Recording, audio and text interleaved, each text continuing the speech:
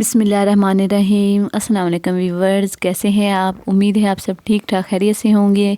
अल्लाह ताला आप सबको सेहत व तंदुरुस्ती दे और अपने हिफ्ज़ व अमान में रखे, आमीन।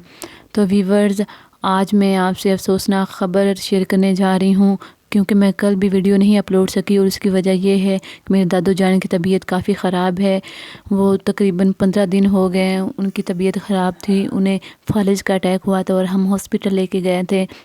लेकिन वहाँ 2-3 दिन दवाई वगैरह ली, लेकिन डॉक्टरों ने ज़्यादा केयर नहीं की। फिर हमने काफ़ी डॉक्टरों से चेकअप करवाया है, फिर उनकी तबीयत कुछ बेहतर हो गई थी और हम घर लेके आए। लेकिन कल परसों से फिर उनकी तबीयत और ज़्यादा ख़राब हो गई और उनकी हालत बहुत नाजुक थी, इसलिए मैं वीडियो भी अपलोड नहीं कर सकी।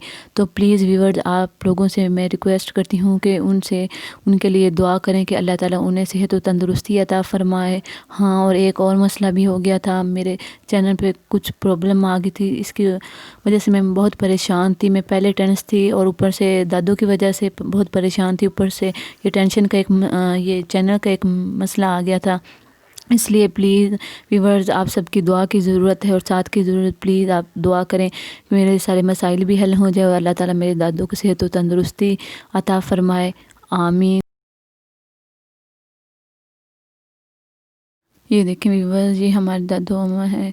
ये हमारा बहुत ख्याल रखती थी और बहुत प्यार करती थी। तो प्लीज़ व्यूअर्स, आप सबसे रिक्वेस्ट है कि मेरे दादू के लिए खुसूसी दुआ करें कि अल्लाह ताला इन्हें सेहत व तंदुरुस्ती अता फ़रमाए, आमीन।